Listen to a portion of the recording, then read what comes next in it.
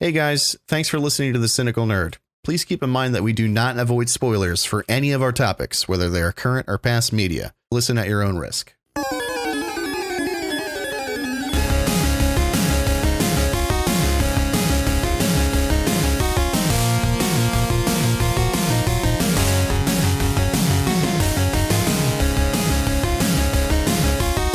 need a couple wubs and I need a couple dubs.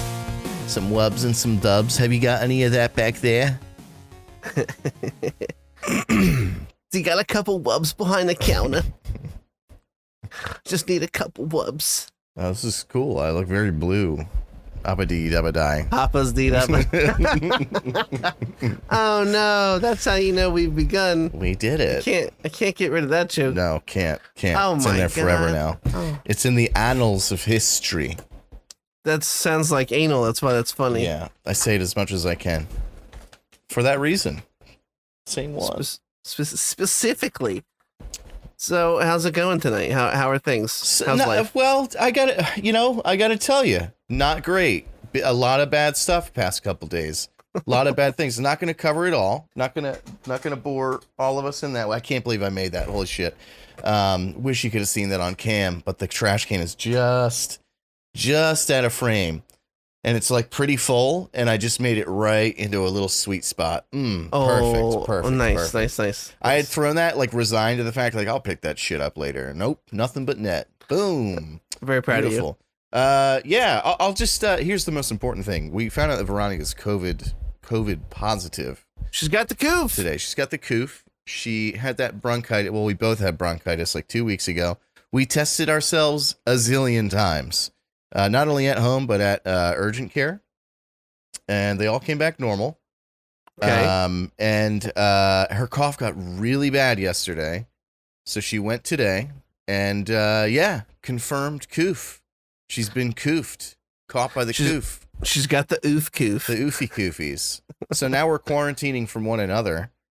She came home and she's like, should I sleep in the other room? I was like, yeah, get the fuck out right now. Why are we this close to each other right now? I mean, let's be honest with each other. Yeah, no, I know. I still have to test myself.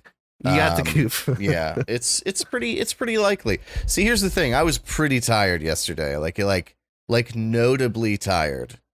And but I was at the beach. And I'm a big fat fucking guy, and walking on sand is it's pretty tough. It's stressful. Yeah. So like I just had attributed the tiredness to doing that for 3 days. Okay. But I got to take that testosterone and see. And I hope it's neggy because you didn't take a testing yet. Not yet. No, I have not. Okay. I half it. Those testes are besties. Testes are besties. That's right. Can't afford to miss any work, so I'm crossing my fingies here. How are you? How is your now COVID free life? That's way so much better than you. Mine. No, I'm doing good. I'm doing good. This is too fast. Do we agree? It's too fast. Too fast, too furious. We've been collectively, but I think me the most, have returned to the world. Right. And then by the world, I mean of Warcraft. Right. And let's just talk about the thing that you, because at this point we're basically like meth addicts, right? That's big time. Yeah. Like and the last time I left WoW, I had convinced myself that I would never go back. Like I thought I would never play again because it was like Shadowlands was kind of shit with content. Yeah. By the way, this is the comparison of our lives. You're dealing with like COVID, and my gripe of the episode is like, why can't I stop? Why can't I quit you, Blizzard? Yeah. But Shadowlands was extra shit, right? Mm-hmm. Right in it. Extra shit, right? Sure was. And by the way, I'm cheating on my diet because I have a mean bean here because I'm tired. You son of a bitch. I'm sorry. Thanks to our I had left over because our sponsor sent me a whole pallet of them. Gotta get rid of it. Yeah. And or they'll take the money back. That's how it works. Well, they didn't pay us. They just sent me free monsters, so they'll make me ship it back. And then I have to cover the shipping. Yeah, and I got to explain to the guy at the post office why I'm shipping back half a pallet of monster. And then who looks like the asshole? What is this, 1/3 of a case of mean bean? Yeah. Yes, it is. Who ships these, you idiot? Just send them the money they need for these. Anyway, Shadowlands was pretty shit. And I thought it was going to be great. It was pretty shit. Didn't have a lot of content. The release cycle, the content was bad. The content itself wasn't good.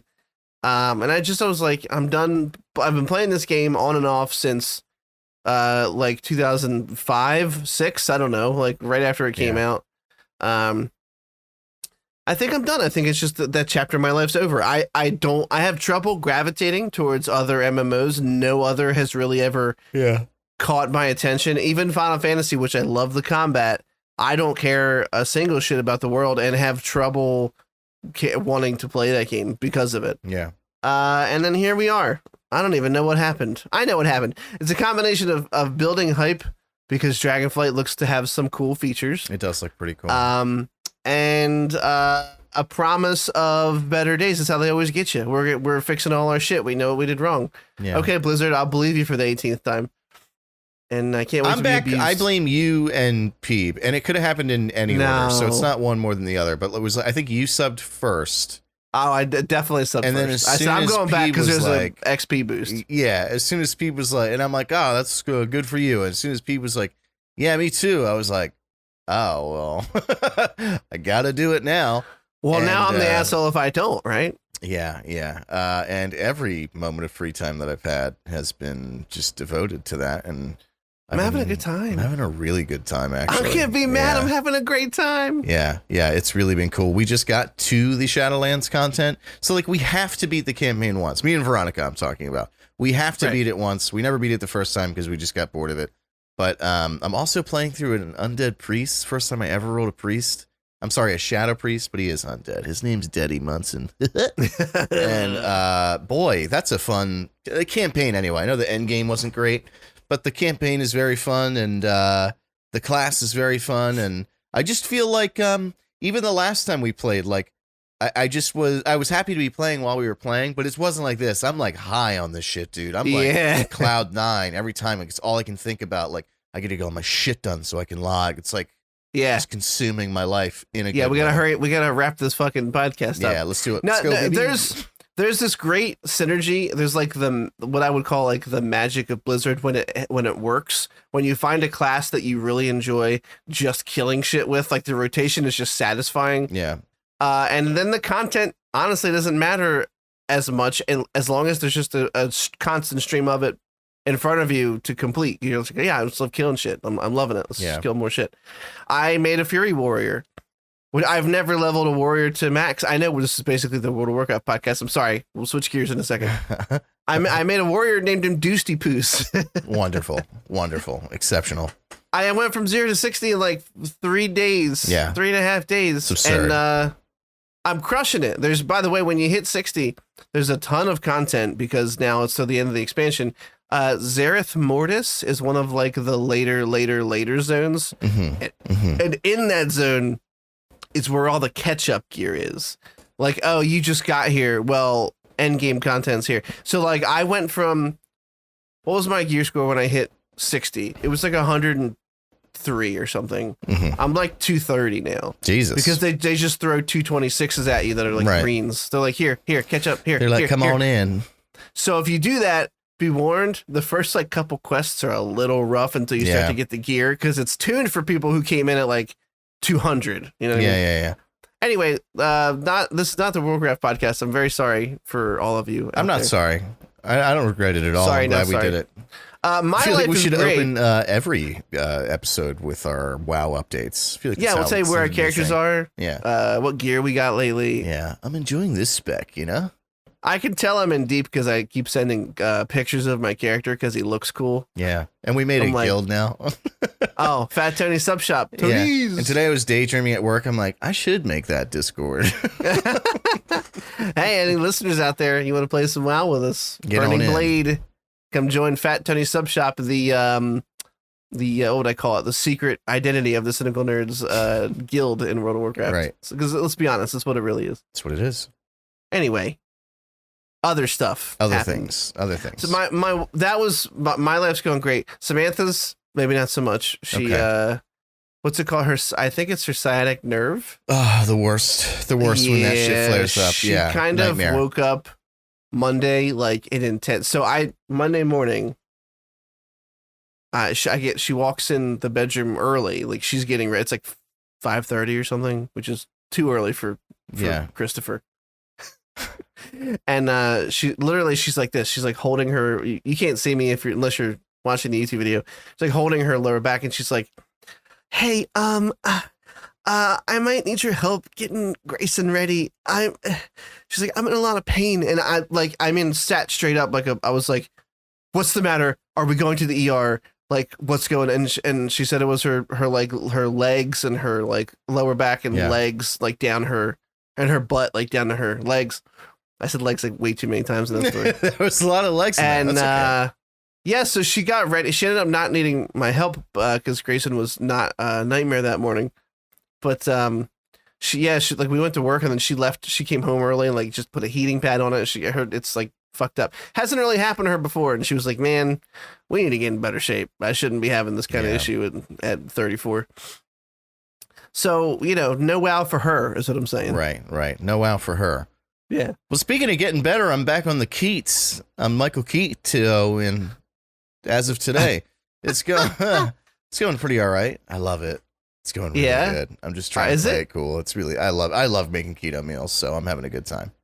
Oh, wait, really? I can't tell. No, like for real. I love finding ways to just jam fat in those meals. Just get that fat in, Jam fat in there. Here's my 5:30 story real quick before we start. Hit me. So we had a little mini vacation, if you could even call that. It was like a mini vacation. And the first night we were there, I got wasted. And so Veronica was like, nice. You sleep in tomorrow because I'm the best girlfriend in the world. Oh, and I was like, you're wonderful. I love you. I can't wait to marry you. And awesome. So she woke up with the kid. I got to sleep until like 9:30. Beautiful. And then she was like, but tomorrow you have to get up with him. And I'm like, all right. He gets up 6:37. I never really mind too much. We just watch TV and I just lounge on the couch for like an hour or two anyway. Yeah.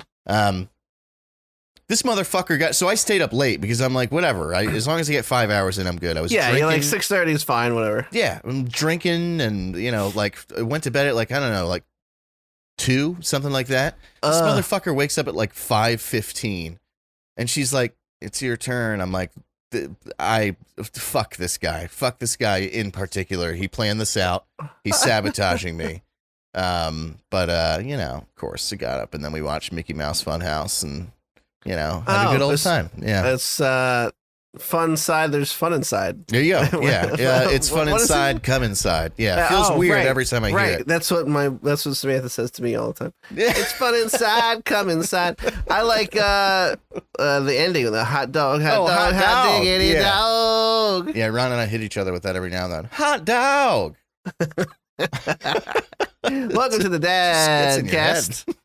The Dad Cast. All right, we have actual stuff to talk about. This is episode 77. 77. We're creeping. We're creeping close. We're getting there. I feel like there should be some brand new reference in that episode title, but I can't think of one. I don't care. You know what I'm talking about? Was 77 with sevens and sevens. 70 times 7. That's literally a brand new song. Oh, there you go. But I wouldn't have known. Sorry, you lost me. Fucking got it. Speaking of 77, Nichelle Nichols died. Wait. Wait, is that how old she was? No. Oh, that would make it so much funnier. I know. She was 89, but I couldn't wait till episode 89 to tell you. Oh, boy. Yeah. I was trying to get you, though, and it worked. Oh, man. So if you don't know, I mean, this is a sad topic, but I had to let's reassess here. Let's get on the same page here. This is actually sad news, but it's not a celebrity like Robin Williams, where I feel like even though I didn't know him, I feel like I knew him. Yeah, that hurt. Nichelle Nichols, she's just like, she's a celebrity, passed away, and I understand her importance in pop culture, which is what I'm going to talk about in a second.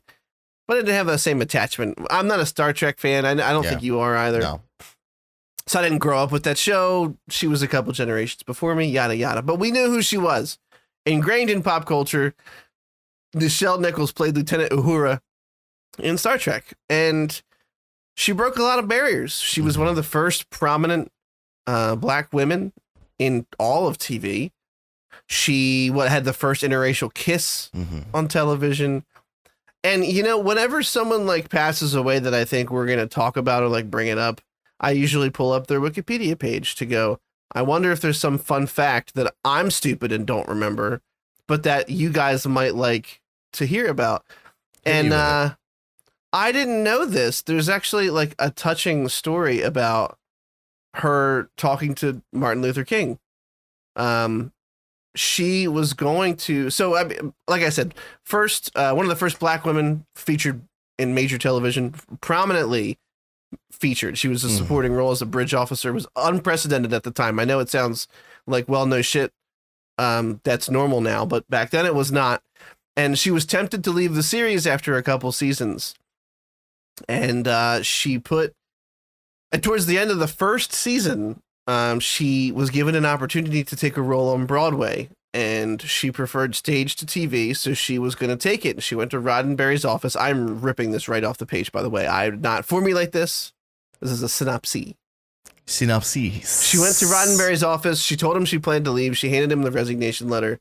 He tried to convince her to stay. He told her to take the weekend off, and if she still felt that way, he would give her blessing. So she goes to attend a banquet run by the NAACP, where she was informed a fan really wanted to meet her. And these are her words. This is a direct quote from her. I thought it was a Trekkie, and so I said, sure. I looked across the room, and whoever the fan was had to wait because there was Dr. Martin Luther King walking towards me with a big grin on his face. He reached out to me and said, Miss Nichols, I am your greatest fan. He said Star Trek was the only show that his wife, Coretta, would allow their 3 children to stay up and watch. She told King about her plans to leave the show because of Broadway. And I never got to tell him why, because he said, you cannot. For the first time on television, we will be seen as we should be seen every day, as intelligent, quality, beautiful people who can sing, dance, and go to space, who are lawyers and professors. Dr. King went further, stating, if you leave, that door can be closed because your role is not a black role and is not a female role. He can fill it with anybody. He can even put an alien there. And he encouraged her to stay in the series, saying she couldn't give up because she played a vital role for black children. And this response left her speechless. She didn't realize how important her role to the civil rights movement was just by doing what she liked to do every day. And the next day she went back to Roddenberry's office to tell him she would stay. When she told him what King had said, he apparently came to tears. And Nichols asked Roddenberry for her role back. He took out her resignation letter, which he had already torn into pieces ahead of her return. And I think that's a really nice story. Very nice. It is. I hear that Gene Roddenberry was a real bro. I know like nothing. Again, I'm not into Star Trek. I don't know. I never followed all of that. Fucking nerds. Yeah. Seems like all the cast members have really great things to say about him. But no, that is good info, Chris. Anyway, she did a bunch of other really important shit too. After Star Trek ended, she went on to advocate for diversity in the NASA astronaut program. She encouraged women. I think she had a company called Women in Motion. I learned more about Nichelle Nichols after she passed away than I knew about her when she was alive. Yeah. And every time that happens, that makes me sad because I realized that I should have respected that person more for the shit they had done in their lives. So rest in peace. She was a huge influence on the super nerdy genre of Star Trek that you shouldn't watch. But if you do, she's awesome. I'm sorry. Don't watch it, but also respect what she did in it. Yeah, but that's the sweet spot. All that. But she's cool. She's pretty cool. That's the end of the podcast. We're done. That's it. That's the episode. Yes. See you later. All right. Moving on to shit you shouldn't like. Why so many VFX artists are fed up with Marvel. Flash Film put up this really big article. This is really getting into the nitty gritty of what we do here, which is bitch about big conglomerates Yeah, because fuck them. How they mistreat people. There have been a lot of this article is not something we're going to dig into super crazily, but it's I wouldn't say it's an expose because these stories have been around for decades now. Like as long as the MCU's been around, there have been stories about these CGI houses being rushed, being put under crazy crunch, working like 60, 70-hour weeks for months to get these things done to hit a release budget. And a Vulture put out a pretty explosive report where the reporter was Chris Lee, and he chronicled a conversation he had with anonymous VFX artists who worked on several Marvel productions over the length of their career. And they confirmed much of what we already knew, which was that they detailed how much pressure they're constantly under. And it particularly singled out Marvel Studios because Marvel is apparently in the VFX world notorious for asking for last minute changes. And they said that there were times when Marvel would literally come in like a month before the movie premieres and say, like, we have to rework the third act, stuff like that, like shitty last minute changes. Yeah. Yeah, you got to respect those guys, right? Like those are your troops. Those are the guys that do like all of the really important behind the scenes work to let your movies come out. And I don't like, Derek and I don't have a ton to say about it because it's kind of like everybody should be on board with fuck Marvel for this, but it's just good to bring it to light. And I hope the article does something. You know what I mean? It feels, it's strange because like, if you look at Marvel, the sort of like their trajectory with CGI, now granted, I'm not being a schmuck and saying in the beginning, the CGI looks better, but like there's been the past couple years, like nosedive where there's like, it just, I don't know. Hearing all this shit come out, it started to make sense to me. Like you're overworking these people to the point where they're just like, holy fuck, I just need to get something on this guy's desk before the end of my 14-hour shift. Right. And so the product is suffering for it. I mean, I still think that She-Hulk looks terrible, and that's one of their newest things that's coming out. I mean, there's no excuse. You go back and you look at the Thor movies and they look goofy, but that makes sense because they're so old at this point. I just don't, I don't know. I don't understand. It's shitty. It's poo-poo on you, MCU. Yeah. And that's it. Poo-poo on the MCU. Poo-poo on... There's a title in there somewhere. I'm trying to work it out. The MCU... The MC poo-poo... we'll figure it out later. Anyway, if you guys don't know, and it's not even like one movie to one VFX vendor. I mean, to try and get these things done, they will hire many, many vendors. Yeah. And they'll basically threaten them. Like if Marvel pulls work from a studio, that's a ton of man hours that they are going to miss out on. So it's almost like you have to do it. It's that feeling of like, well, we have to do this, otherwise, the studio might not exist anymore. And you're being you're at the whim of Disney, even though Disney doesn't own these VFX shops. Thor: Love and Thunder alone is credited with hiring several VFX vendors. Which is pretty usual practice for movies of those size. When you say VFX vendors, do you mean like basically studios that are doing the animation? So like different teams all together. Yeah, they'll outsource different parts of the movie to different teams. And they went on to describe how the studio displayed a vindictive streak when certain vendors failed to deliver on time in such demanding circumstances. And like I was just saying, this is a quote that said the studio has a lot of power over the effects houses just because it has so many blockbuster movies coming out one after the other. If you upset Marvel in any way, there's a high chance that you're not going to get those projects back in the future. So they try to bend over backwards to keep Marvel happy. And, it's like the strong eat the weak in that environment. It's like these studios where they don't care about fucking over their employees will get the work pushed out because they're killing their frontline guys, and it's really shitty. There should be, if there's not already, I'm hoping that they would be able to unionize or something to get some. It's kind not of even just shitty to them too. It like makes the product itself suffer. I had actually read, and this is all kind of clicking now, about Black Panther. where basically there was a last minute that like, third act. All these scenes in the third act were like they threw it back and said like, oh, we need you to animate this, we need you to do this and that. And this post was basically saying like by the time it's that far into post production, pretty much from the time it's in post, there's no DOP, director of photography. But when you're that far in, they've like moved on to another project. So you have this person who's there, whose vision is supposed to be singular and like consistent throughout the entire film. And then they're just gone. And so you get these wacky sort of this like wacky tonal inconsistency where like it's all framed in this way for the first 2/3 of the movie, or maybe not even like maybe it's just peppered in with these scenes that are primarily animated in post that just sort of like throw you for a loop halfway through the movie.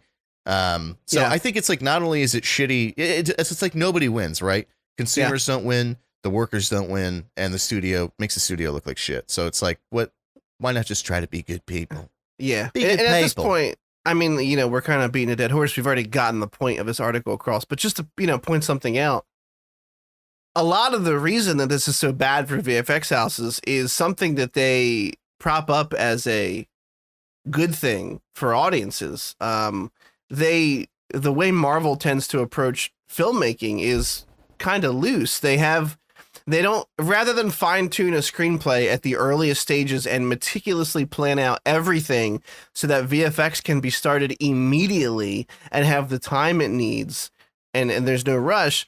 Marvel has a propensity. They build reshoots into their filming schedules. They have a propensity for ushering into production with major facets of the film still up in the air.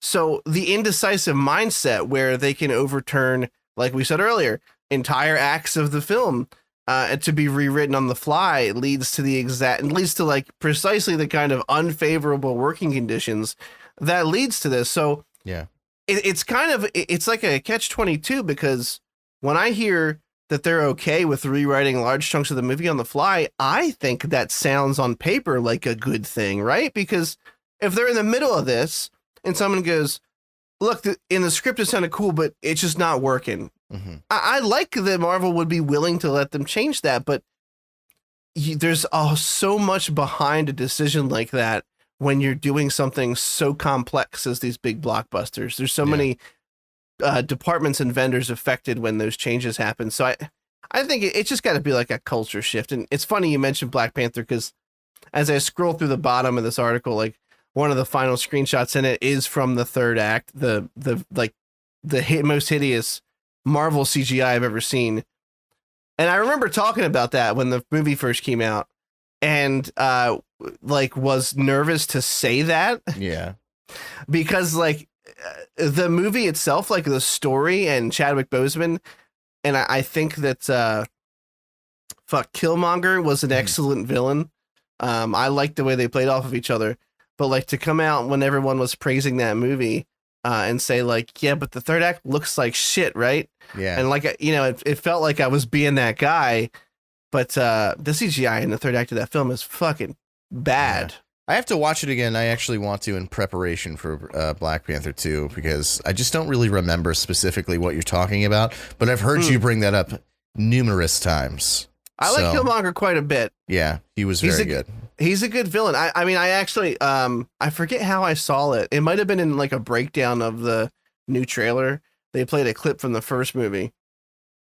I'm going to butcher this because I haven't watched it. It was the last week, but Killmonger says they're on the cliff and he's bleeding out. He got injured, and he's Chadwick Boseman's we can get you help. We can try to fix you. And he's he said something throw me overboard and leave me to die like my ancestors, because even they knew that death was better than bondage. But the way that he says it, I was like, holy shit, that was well acted. Yeah. It's a very powerful moment. And villains are always better when their views are not necessarily bad. They just maybe have a bad method of going about them, aka killing lots of people. Which is how he is in that movie. He's not necessarily wrong. He was, the movie takes place in a time when Wakanda is hidden from the world. People don't know about it. And Killmonger's what are we doing? We should be out here crushing shit. We should be helping all these people, our brothers and sisters in different countries who are living in poverty. Like, we'd be lifting them up, and we're just sitting here in our bubble, and you're like, huh, he's kind of right about that. That's always like every Marvel movie, though. Like, the villain always makes a great point, but he's just a dick. And then they like kill the villain, they kill him, but they don't do anything about like what he was trying to. Hey, let's mediate. Nobody ever kills him, and they're like, all right, but we'll do it what he wanted to do in a nice way where nobody gets hurt. It's just like someone's like, people are starving, and I'm gonna kill someone every day until they're fed, and they just kill the guy, and they're like, all right, day's saved, everybody go home. It's like, well. Yeah, it's almost like people watch these movies where they just murder somebody that don't agree with them, and then they turn around and they go, let's all compromise on healthcare. You guys want to get together and really hash this bad boy out? Maybe we should talk about this. Congress, you want to? No, you don't? Okay. They're the devil? Gotcha. Fair enough. All right, moving on. This was a surprise. That Guinness-loving fish man. No, I'm not talking about Namor the Submariner. Sorry, I was just talking about Wakanda, so I couldn't help it. Jason Momoa confirmed that Ben Affleck will return as Bruce Wayne in an Aquaman 2 reshoot. So this is interesting because the Flash film, now the black sheep of the DC universe, is what was supposed to be his final appearance. It was not like a rumor, like they said. They like people were like, this is his swan song as Bruce Wayne. It'll be nice to see him. People were saying like his role in the film is a nice way to say goodbye to the character. So what gives? Well, we have no idea because they didn't give any details about it. He just showed a picture of him cuddling my man Ben. He's looking healthy. I'd bet on that horse. Good. Yeah. Ben Affleck is like that horse. Thank you. Ben Affleck is one of the celebrities who's the worst at hiding when they're boozing. And I don't mean like he's in public drinking. I mean like physically his face bloats really quickly going on. Yeah, when he drinks his face goes like a puffer fish, dude. And you can if you watch BVS and even Justice League, his face is puffy in Justice League and he's still in good shape. You can tell he's boozing it up a little bit. And it was worse in the theatrical cut because of the reshoots. He was like gaining weight and stuff. Yeah. But he is looking svelte, like a fine cashmere.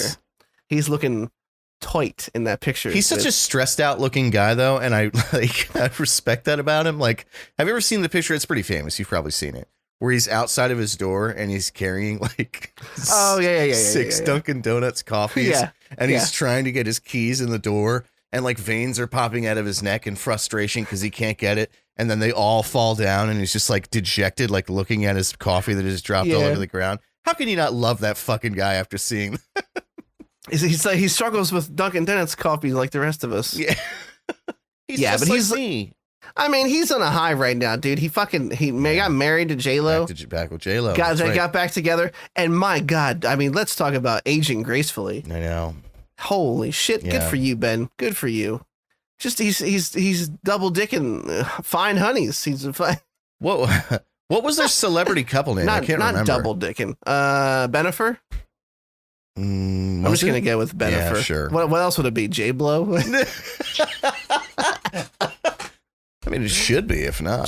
Jaffleck. I don't even know how you would do that. I think it was Benifer. Yeah. Benifer. That sounds right. We'll go with that. That sounds doofy enough. But yeah, I'm excited. You really hit that doofy enough. Doofy. I still holding out hope that we'll get Mr. Henry. Oh, Henry Cavill back in the group. I don't think it's gonna happen. But after that Comic-Con rumor that didn't happen, people were like, "Yeah, it's probably not happening." Yeah, that makes me sad. It does. Me too. Speaking of not happening. This is actually kind of a big deal.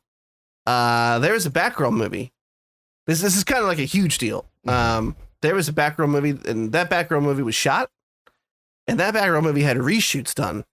This was the one with Brendan Fraser as Firefly, as the bad guy. Right. Michael Keaton was coming back for this one. He's also in the Flash film, but they were kind of seeming like they were going to be weaving him into more things. We were kind of getting an idea of what they might be trying to go for. with the DC Cinematic Universe after the Flash. Where there were rumors that Keaton was going to replace Affleck as like the universe's primary Batman, but be the older mentor and have this Batgirl kind of take the spotlight. It was kind of the rumors anyway. This article is bad.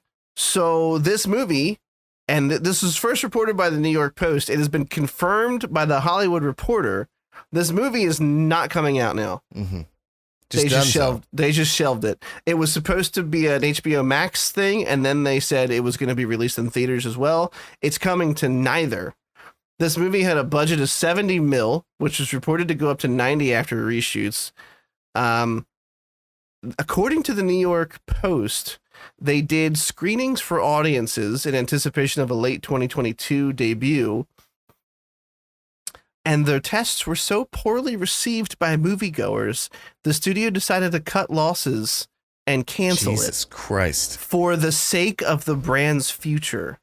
They think an unspeakable, I don't know. They think an unspeakable Batgirl is going to be irredeemable, the source said.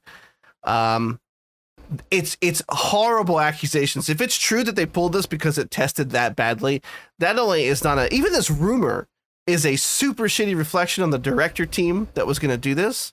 Adil El Arbi and Bilal, I'm probably butchering these, and Bilal Falah, who did Bad Boys for Life. Mm-hmm. And they mentioned something that I didn't think about at the time, but for a movie that's supposed to release either late this year or early next, it received not a single mention or trailer at Comic-Con. Yeah. Which people said, oh, hey, that's weird.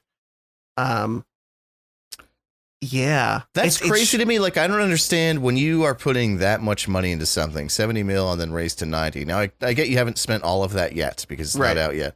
But it's like to cut, exactly, you said it, to cut your losses to go like, fuck that 50 mil. It had to be like really, really, really horrendous. It had to be so bad that they assumed it would make people less likely to go see other DC That's movies. what they said. It literally said for the sake of that wasn't a direct quote, but they said for the sake of DC's future. Yeah, which makes me want to see it so much more. And now I know. Will. And there's like, what happens in there? Sometimes there's a history of some of these movies that get shoved coming out in sort of like a cult fashion. Like there was that version of Fantastic Four from like the 60s or the 70s that got shelved and then secretly released. It's a horrible fucking movie. So Batgirl was going to star Leslie Grace, and they had showed us pictures of her, and they were doing the New 52 costume. It looked okay. I mean, it looked better in like set photos. Like it looked more like the proper like up on a ledge. I was like, okay, that's a little cheesy, but I mean, J.K. Simmons was coming back as fucking Gordon, Michael Keaton, Brendan Fraser. These are not small names for them to just kill this movie. And this comes on the heels of Toby Emmerich, who stepped down in June because Warner Brothers merged with Discovery. And this is David Zaslav, who's now the CEO. He is, according to this article, I don't know anything about him, a notorious and like cold-hearted like money saver. Like he'll cut anything. He didn't give a fuck. So if they really thought this was going to be like, what's the phrase? The juice was not worth the squeeze. Like if they really thought this was going to be that fucking bad, yeah. It's crazy. It's actually like, this is kind of like a big deal. It happened like today, the announcement, and it's all over the internet. Everyone's speculating. We're talking about shelving a multi-million-dollar effort, which is kind of fucking crazy. Now, this is the same guy who, we didn't talk about this because we don't follow fucking CNN news on the Cynical Nerd. He's the same guy who when they merged and CNN Plus, the streaming service, that they spent $300 million to get running, had just launched, and he killed it days after it launched because it didn't snare enough subscribers out of the fucking gate. So this guy is he's the dude at the grocery store with the bag of coupons. You know what I mean? Like, what can I get for this? I don't know. We'll see if it's a good move. I it does make me want to see it more. I think. Like, could it really be that bad? I mean, it had to be. For this big of a wave. But like Simmons is a honey.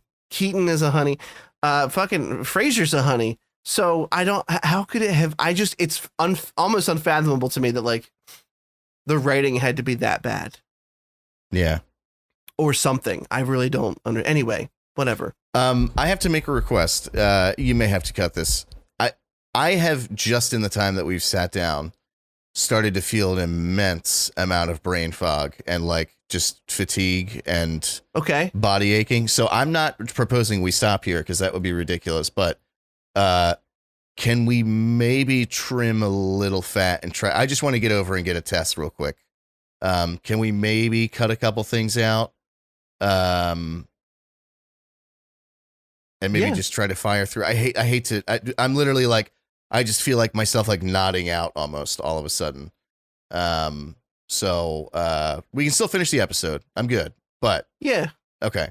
This is a Derek show. What do you want to do? I'm kidding.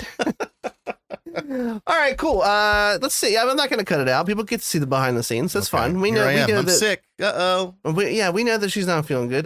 This is easy, right? So good for remember we talked about Everything Everywhere All at Once. Yeah. Guess what? It's the first A24 movie to hit 100 million. That's awesome. Good for them. And I'm overjoyed that it did. A24, I think people forget, is like a distribution company. And of course they pick what movies they want to distribute. They're not a studio, but a lot of it's smarmy nonsense, like you had said last week. Like it really is. Like I had seen a couple A24 movies that I loved and then, watched some that I really didn't love.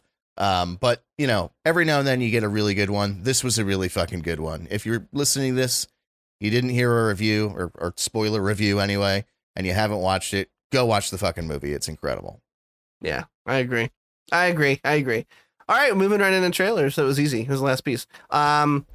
Watch this rapid fire. Speaking of A24, man, I'm killing it right now. They announced Pearl, which was a secretly shot prequel to the horror movie X, which we also reviewed on here. I'm going to give you my 10-second thought on this trailer. I'm as excited to watch this film as I was about the movie itself. Right. I don't give a fuck about this. I'm sorry. I don't. This movie is going to follow Pearl, the older woman in the movie who fucking muck ducks everybody, which is speak for murder. Oh, that makes way, way more sense. But it's played by the actress who played the young porn star in X, isn't it? Right. Okay. Yeah.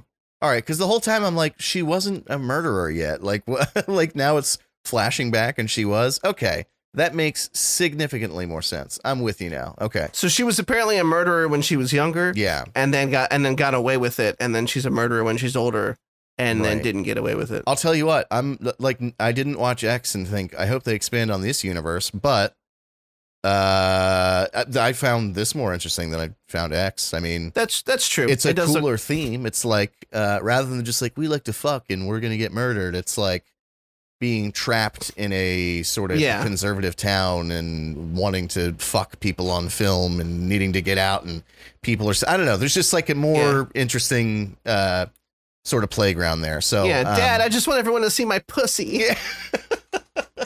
Pa, why can't they see my puss? Comes out September 16th. So the cool part about this was that it was like secretly filmed. Like no one really knew about it. Yeah. From the same director as X. They probably just shot them back to back. I mean, these are not CGI heavy horror films. They're on the ground. They don't cost a lot of money to make. Yeah. I respect the fact that it's not called like X, the beginning. It's a totally new name. Ballsy move. I do appreciate that. I wish it was XX, and then the third movie could feature Vin Diesel, and it would be Triple X. Of course. And that would be Triple X the beginning. Right. What if the entire thing was prequels to Triple X? Like the second movie, Vin Diesel shows up, and you're like, "What's he doing here? That's weird." Anyway, look. I've said this before. I say it again. I'm always optimistic about things. I would like this to be good. I always want things to be good. I want a good entertainment to watch. Mm-hmm. So let's see. We'll wait for it. We'll figure it out together. We'll see how it goes. As one. Moving on. Speaking of lying through my teeth, I'm just kidding. I'm not lying. I do want it to be good. We talked a couple weeks ago about Guillermo del Toro's Pinocchio. The stop motion version, not the weird, creepy Tom Hanks live action one that I'm still very unsure about. Yeah, confused boners aside. Not mine. Geppetto's. You bunch of pervs. He's the perv. You pervs. He has pedo in his name. This movie. Like didn't do that, but I forgot. Holy shit, you got me. Fuck. Anyway, this movie looks gorgeous. Yeah. The stop motion animation is fucking, it's like breathtaking. Stop motion done well is like, it's such an amazing art form for me. It really is. I don't really have a whole lot to say about this. Have you seen the Studio Leica films? I think it's Leica. Yeah. Box Troll. Leica, that's it. Kubo and the Two Strings, Box Trolls. This reminds me of those. It has the same sort of dark aesthetic, but still gives you that sense of childlike wonder. This looks really good. I agree. It looks incredible. I mean, the fucking trailer is narrated by none other than baby boy himself, Ewan McGregor. Yeah. Gregs, if you will. The McGregs. The McGregor. Sandor Clegane. I don't know why I went to a Game of Thrones character. I don't. This trailer, like, seriously, is fucking gorgeous. Yeah. So go watch it. Right now, you don't have a choice. Yeah, there's a huge and lovely cast in here, including people like Christoph Waltz and Tilda Swinton. Fuck Finn Wolfhard, Ron Perlman, Ewan McGregor. Fuck that kid. He hasn't earned why his does that guy have a stripes yet. career? What's happening? They just put him in everything because he was in Stranger Things. We fucking get it. I want he has to prove himself to me still. He plays the same kid in everything. I'm not saying he's bad at it. He's great at that niche. I just don't. That's just him though, as far as I can tell. In select theaters, November. He looks like Netflix. a fucking skinwalker. I don't care that I'm making fun of a kid. He looks like an animal that's pretending to be a human. He's like hunched over. Like if a deer stood up straight on its hind legs and like tried to emulate a human being. That's what he looks like to me. It's like the alien cockroach from Men in Black had a kid. Yeah. And that's the... They were like, here, we have a skin suit for you. And he's like, Dad, it's 2 sizes too big still. I'm like, you'll grow into it. Anyway, this is coming to select theaters November, and then will be on Netflix this December. I really can't wait for it. It looks fucking gorgeous. And I'm in the mood. I haven't had a good stop motion film in a while. Yeah, I'm fucking gonna have to go back and watch Kubo and cry my eyes out. My God. What a great movie. Have you ever thought to yourself, listen, speaking of great films, you ever thought to yourself, why isn't Sylvester Stallone in his own superhero film? Because boy, howdy, do I have the trailer for you, my guy. Samaritan. What does he do? He wears a generic steel-looking costume, and now he's old and retired and rough around the edges, and a small boy, which is always a small boy for some reason, re-inspires him. Re-inspires him to become... really? This is an Amazon Prime show, movie. I think it's a movie. Yeah. Starring Stallone. He plays a retired hero who used to go by Samaritan, who vanished after supposedly dying at the hands of his nemesis. It looks like the shittier version of Unbreakable, kind of. Yeah, that's a great way. Yeah, like Unbreakable if it was bad. That's exactly what it is. And I don't even know what it is specifically that pulls this tone out. The whole time I watched this, I thought, this is what Unbreakable would have been had they made it today after all the Marvel films came out. Right? Yeah. And there's all the cliches in it in every action movie. Sometimes your past comes back. Like I think that's an actual line.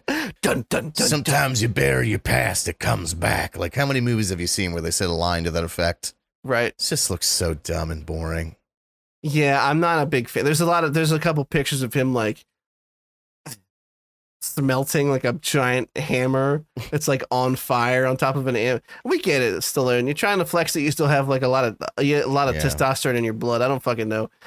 He gets hit by a car and like very CGI'd comes back together. Yeah. And I'm like, oh, that's not great. I don't know. It doesn't look great. Look, I always want, if this can somehow give off like Last Action Hero vibes instead of bad Unbreakable vibes, I'd probably be down even if it was a little cheesy. Because I don't know if you know this, guys. I like superhero movies. You don't say. Interesting, right? Right. This comes out very soon. Too soon, some might say, given the state of some of the CGI. August 26th, it'll be on Prime. So basically what I'm saying is now we got 2 reasons to keep subscribing to Amazon Prime Video. The Boys and Samaritan. Right. Can't wait. There was some casting news about The Boys season 4, 2 new stars, but it wasn't relevant enough to include here today. Just so you know, if anybody's interested, there's 2 female casting members that got added for Firecracker, Sister Sage, and Firecracker. I didn't read the books. I don't know who they are. But yeah. Are those character announcements or casting announcements? Casting announcements. Oh, okay. Those are the characters they will play. Right, Those are the superheroes. Gotcha. Sister Sage and Firecracker. Moving on. We'll skip this one. I was only doing this to complain. They're making a show. They're doing a show on Showtime around the original hit Swedish novel, Let the Right One In.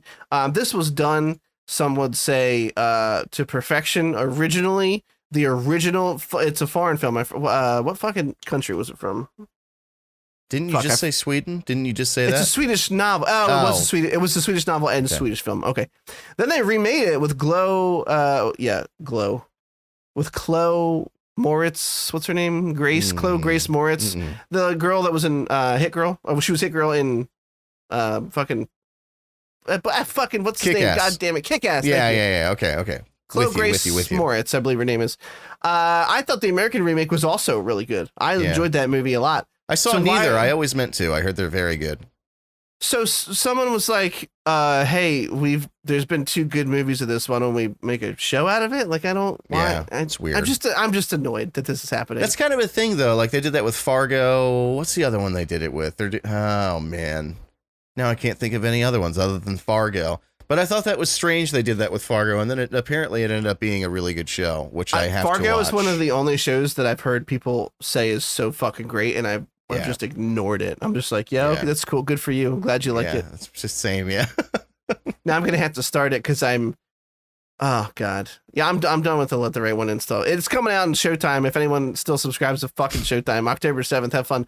Next, I have officially caught up on Better Call Saul. I have not. That makes me sad because it's really good, and there's only 3 episodes. Oh, now left. you have to wait like a fucking asshole. Yeah, and I have to wait like a fucking asshole. Yeah. Yeah. Sorry. I'm sorry for you. It's okay. It's really good though. There's some really great moments. The next trailer I have in here was taken down. Apparently, the link doesn't work. But you can still find it. I saw that. Yeah, I thought that was weird. I had to like find another link for it. But it was for Oppenheimer, the movie we've been talking about here and there for weeks because they kept adding like huge actor after huge actor after huge actor. Just along the title card here is Cillian Murphy, Emily Blunt, Matt Damon, Robert Downey Jr., Florence Pugh.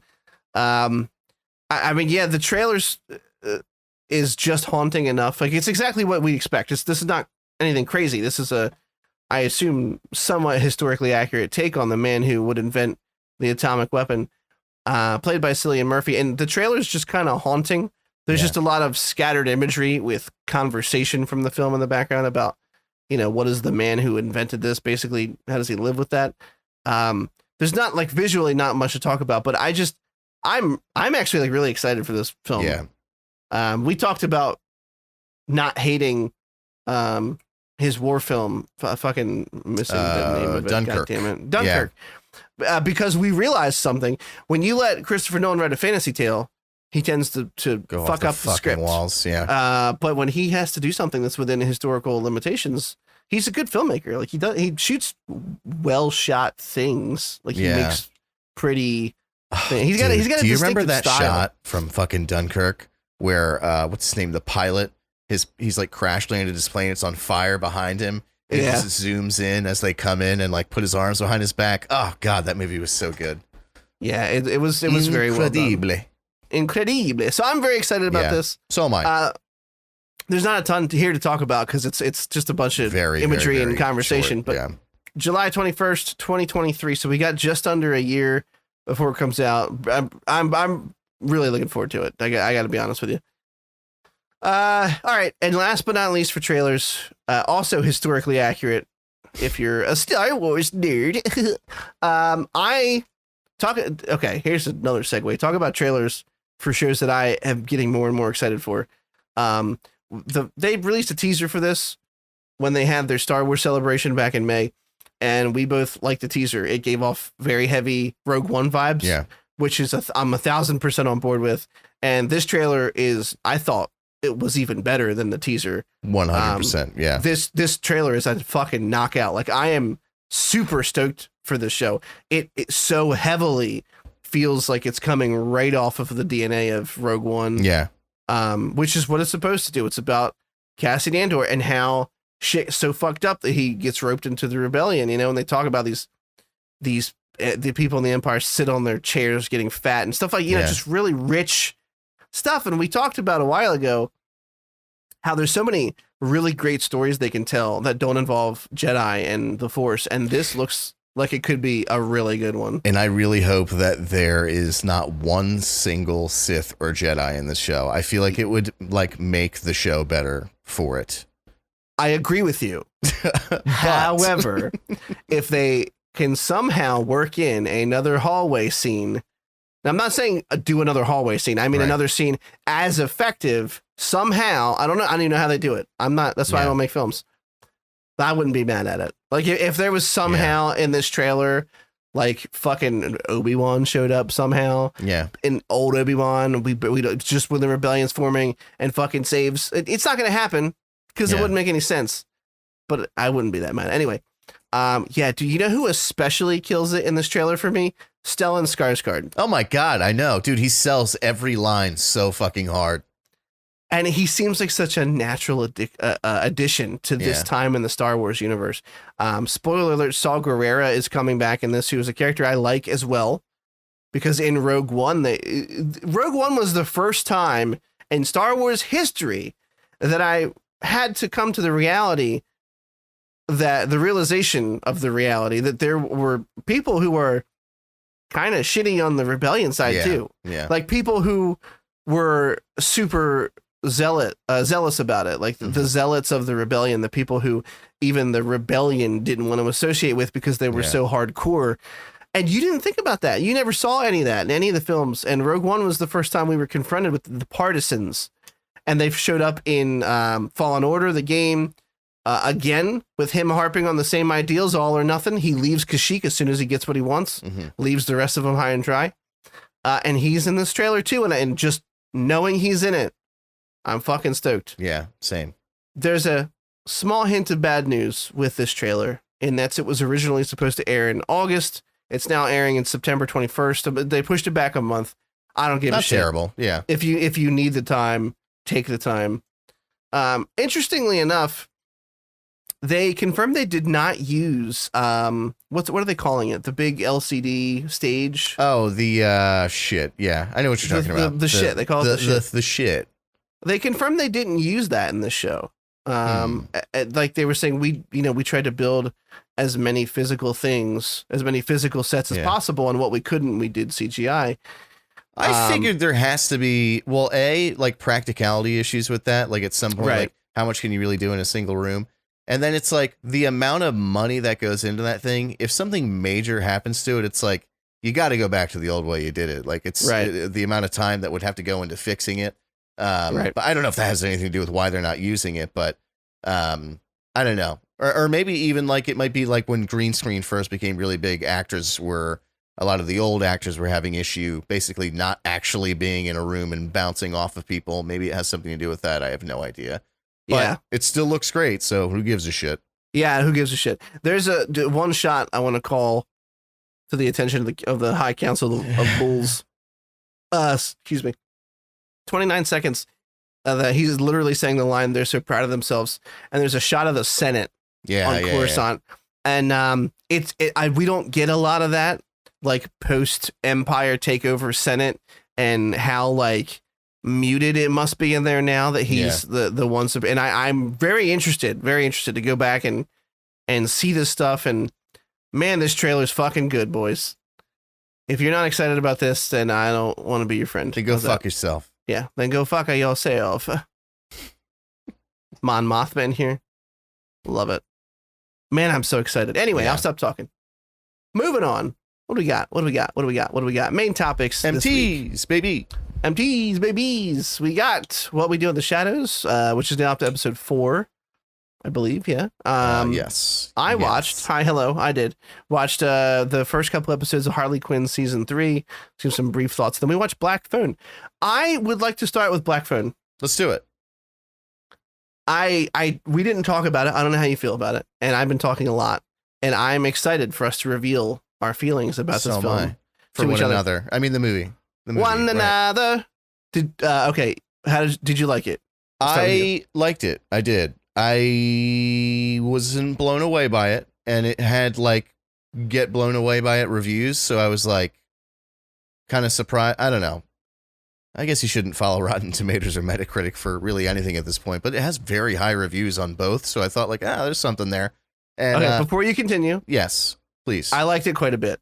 Yeah, I was surprised by how much I liked it, because you go in expecting like a horror movie, or at least just like a heavy thriller, and it's like the supernatural thriller, but there's like a mystery here about like why he's hearing these voices of these dead kids. Spoiler alert.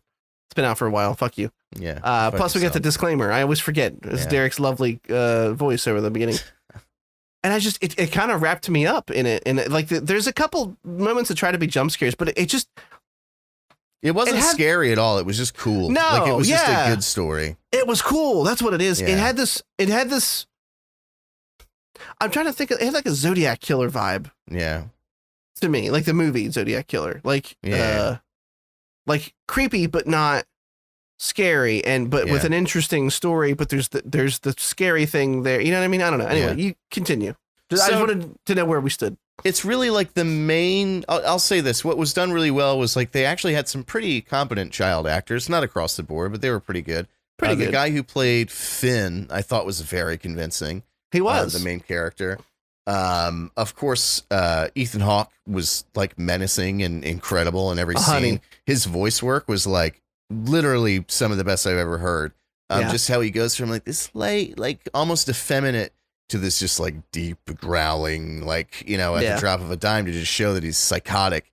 There's even a part, I can't remember the line. I was watching, I was like, remember this exact line so that you can go.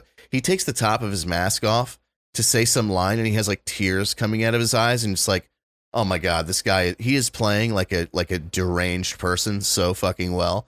The thing I really loved about it was I loved all the shit with the black phone. The kids who died down there were basically like helping him or at least trying to. There's a really cool like mythos happening there where like they don't remember themselves. They can't communicate directly. Right. But they have these sort of like ideas of what they need to tell this person. They know he's alive and they all have different reasons for wanting him to get out of there. But I thought it was like the Kids Bop version of 13 Ghosts, right? Yeah. But the coolest message, I'll go with what I liked most about it and what I didn't like about it. What I liked most about it was that the ultimate success of Finn came at like the failure of everyone else. Like he used a piece of something they did to try to get out to get out. So he used the wire in the thing to trip him. He did the digging that Bruce tried to do to get him trapped in the hole. When he ultimately has, what was his name? Samson, the dog, guarding the door. He goes in that the one kid did, through the freezer to give him the piece of meat. I just thought that was a cool little nod. It was a piece from all of them. Yeah. Yeah. They all had tried something and they failed, but when he used all their ideas together, it's what got him out. There's something about that was so satisfying to me. Like 100%. Narratively, it was just cool. Oh yeah. Here's what I didn't like. Even though Ethan Hawke, his acting was great, I feel like the writing him, they didn't let him be scary enough. So like most of what we see I can of him agree with that. Is him like bringing him food and saying some stuff that makes you feel uneasy, and then showing him shirtless with the belt up at the top. There's like the scene where he chases him, which down just outside. Gave me a weird confused boner. Yeah. But Ethan Hawke wants to beat me. What'd I do? He axes his brother in the head, but like overall, they didn't give him enough room to like be this creepy character that he was. When he had those moments to be creepy, he, like I said, he shined. Knocked like, out oh my God, he was incredible. I just wanted to see more of it. That was my biggest criticism of it. I never really felt like he was too much of a threat. I don't know how they could have mended that, shown flashbacks of how he killed the other kids or something. Like, I don't know. Like, that's true. Something like that. But there's also a tricky thing because kids are involved where you don't want to like gratuitously murder children on screen. Yeah. I mean, I'd have been all about it. Yeah.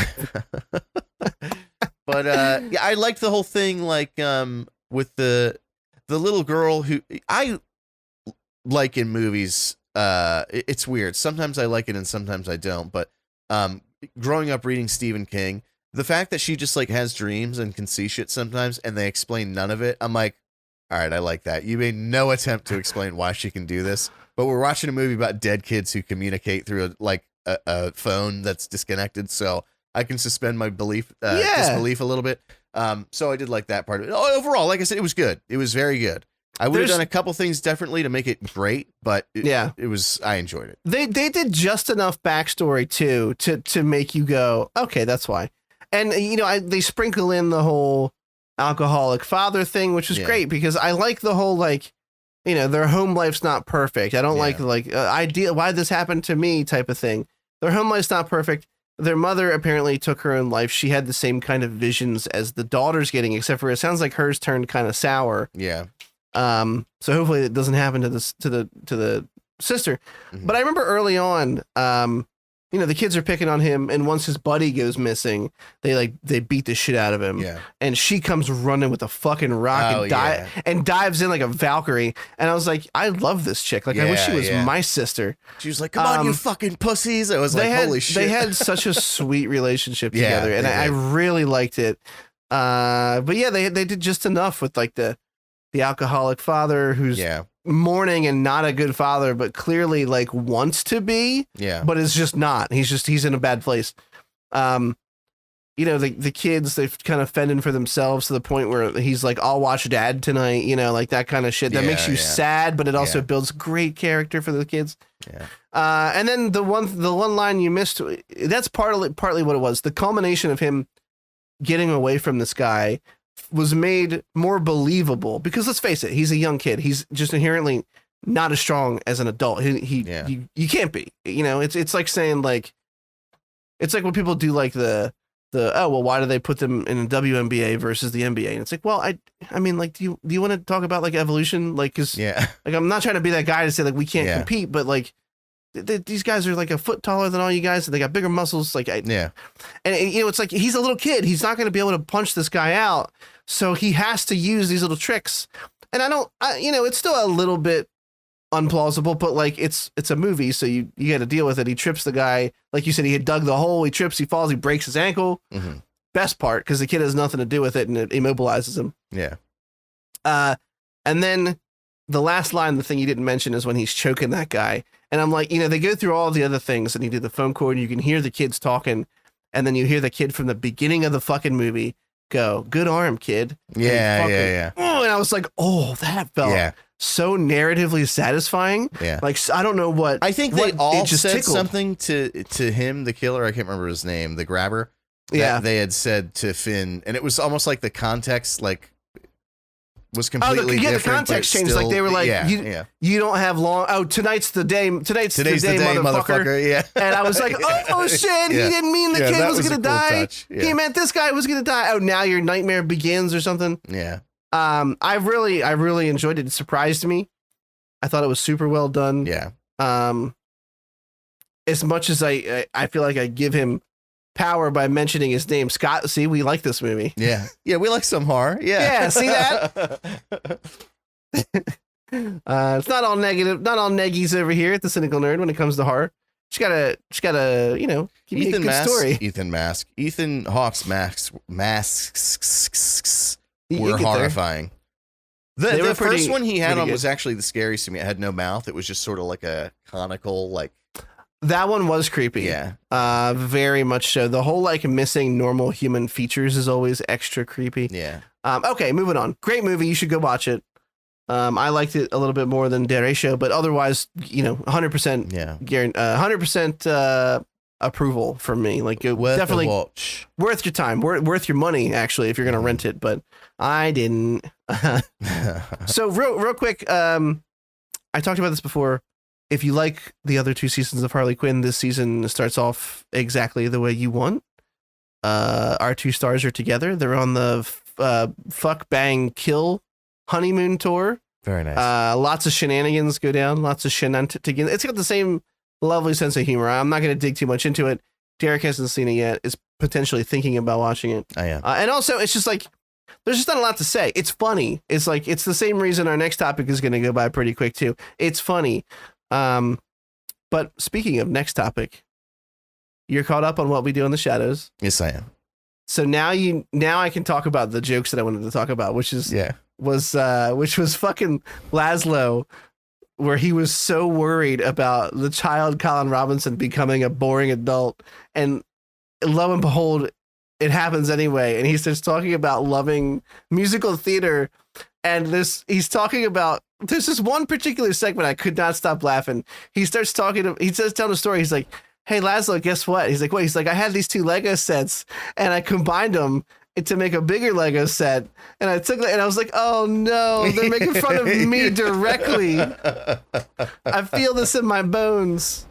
You know what, though? It has sweet moments, though, too, doesn't it? It really does. There's the part where Laszlo, after he kind of chastises him the whole episode about the Lego thing, and they're walking down the road, and he says, "Why do you look so sad, Laszlo?" And even the way he responds, I just loved it. He's like, "Oh, I'm not sad. I'm just reflective right now." Yeah. And I forget what he tells some story about his dad and not accepting who he was or something. Yeah. And he's like, "You know, you're going to be all right. You're doing good." And that was like, why are you warming my heart right now? Like, I was just like in tears laughing 5 minutes ago. Like, what's happening right now? I gotta say, I wasn't expecting that. Yeah. Like, I knew they were doing Kid Colin Robinson, but the show, I wouldn't say it's never had heart, but it's never had heart like that. Yeah, yeah. Like, heartwarming. It's always just been like, you know, oh, they love each other or whatever. And I think it makes the show better. It does. And I hope they continue to balance it well.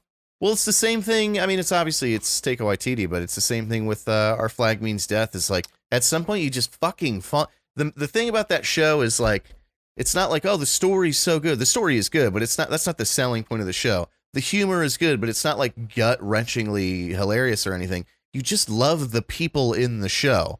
And so, right. I don't know, maybe they're like bringing some element of that into this now. I don't know, but it worked in that moment. Yeah.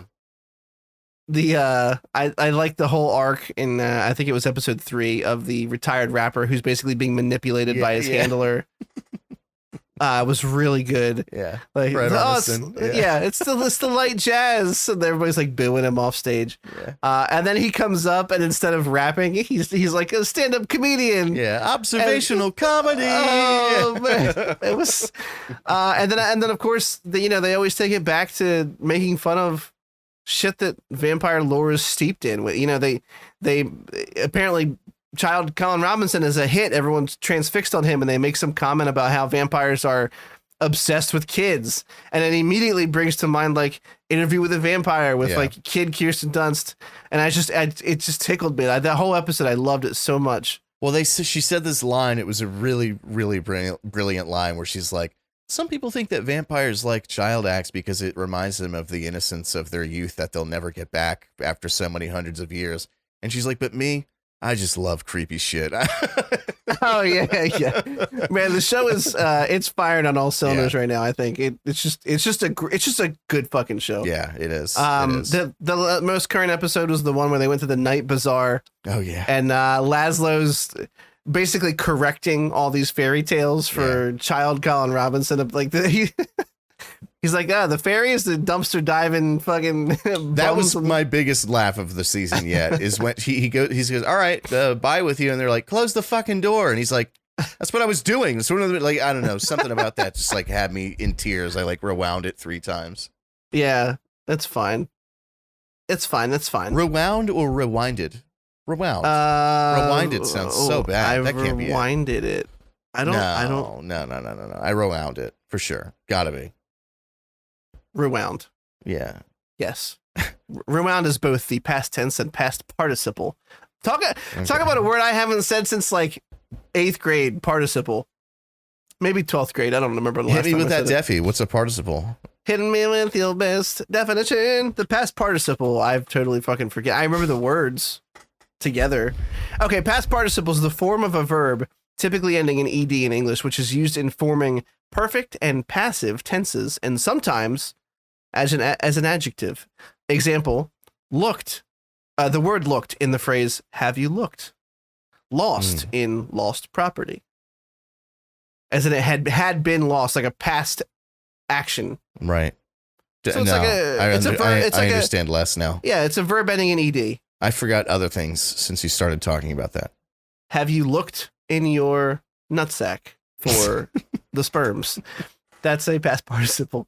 Anyway, that's it. We're done. We're done. I'm going to go get a Coof test.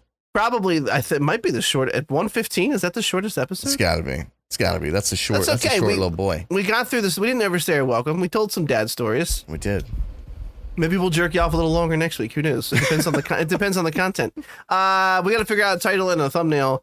So, I don't know. I was thinking like the oof coof, but it doesn't roll off the tongue very well. You know what I mean? Yeah, we'll get there. We'll get there. We'll brainstorm. We'll get there. Anyway, where can everybody find you at on the internet? On the internet, they can find me on Twitter at Dr. Gloom MD. That's DRGLOOMMD. Where can they find you, Christopher? They can find me on Twitter, and I would say Twitch, but I have not. I was going to say your middle name, and then I realized I don't know your middle name. Will you tell me your middle name? Oh, guess. I'll give you the first letter G. Christopher Gregory. George. Close. George. George was my father's name. Oh, all right. Chris George in the house, everybody. There was give a round of applause. It's just one of those things that families do without ever talking about it. My grandfather's name was Arthur. I forget his middle name. Arthur something Reed. My father was George Arthur Reed. I am Christopher George Reed. Just spouting my whole. Do you want my social too? Or anyway, yeah. And my son, because I'm a slave to time, is Grayson Christopher Reed. Very nice. So he's I'll never tell him why. So, like, Dad, why'd you have like good topic? So anyway, do you want to watch Star Wars? Or I would say you could find me on Twitch, but I have not streamed in what I would call a dog's age. Here's what I'm gonna do. People don't like WoW streams, and I'm super heavy into WoW. Yeah. So I signed up for the new PlayStation service. I have downloaded Returnal. I want to play it. There are a couple games on there I want to play, and Spider-Man, the remaster for PC comes out this month, and I'm gonna pick it up. I've decided I'm doing it because I read the fucking article that said the DualSense, all the cool haptic trigger shit's coming to the PC version, and that was my big concern. We talked about that actually when the remaster was announced, because I feel like if you haven't tried web swinging on a PS5, then you don't know what it feels like to properly web swing. You got to feel those thwips in your hips. Have you done it yet? What? Web swinging on the PS5. Oh, absolutely. I played the whole game on PS5. It was excellent. Yeah. Remember talking about how I was coming, because like you can it's the haptic feedback is so cool because you can feel it's very precise. You can feel the web go out, and then when it grabs the building, there's like a communication in the trigger. It's like you can feel it like go taut. So did you watch the video before we end here? Speaking of the PS5 controller and its brilliant capabilities, did you watch the video of The Last of Us remaster? No. Okay, so I actually recommend watching it. It was pretty. They do some cool shit. So one of the things I'll tell you, just as a little sneak peek, little SP, is that when you're using the bow. Fucking snack pack. A little snack pack for you. A little snack pack. Episode 77, snack pack. Snack pack. Snack pack. As you, like, I guess there's like tension on the right trigger that as you draw the string further back, it gets harder to pull the trigger in. Oh, that's cool. So like, I imagine not that you're straining, but I mean just enough that you can kind of get a sense that it's like a little. Yeah, I'm strong enough to do this in real life. Honey, we should go archery training this weekend. Yeah, I played The Last of Us. I'm basically a pro at this point. Yeah, I played GTA. We should go rob a bank. Yeah. Anyway, that's gonna wrap her. That's gonna wrap her on. That's gonna wrap it up. Unless you want adorable kids. I disclaimer: I cannot guarantee your kids particularly will be adorable. My ours are. Yeah, ours look pretty good. Yeah, yours. Ours would be prime babies to steal. But I'm not suggesting you do. I'm just saying I'm always cognizant of that. I mean, we got toddlers for me now. He's a toddler. Right. He's actually on the cusp of being called a preschooler, like full time. Right. Yeah. Which is kind of crazy. Yeah, that's wild. I sent you a rambling video of him describing the lunch boxes that he wanted. Yeah, it was great. I loved it. He's a silly child. Anyway, what the fuck are we doing? We gotta go. This man has to get a oof coof test. I gotta get a oofy koofy. And I'm gonna mix this goddamn thing. We'll see you next week. We'll see you then. In episode 77. Goodbye. Goodbye.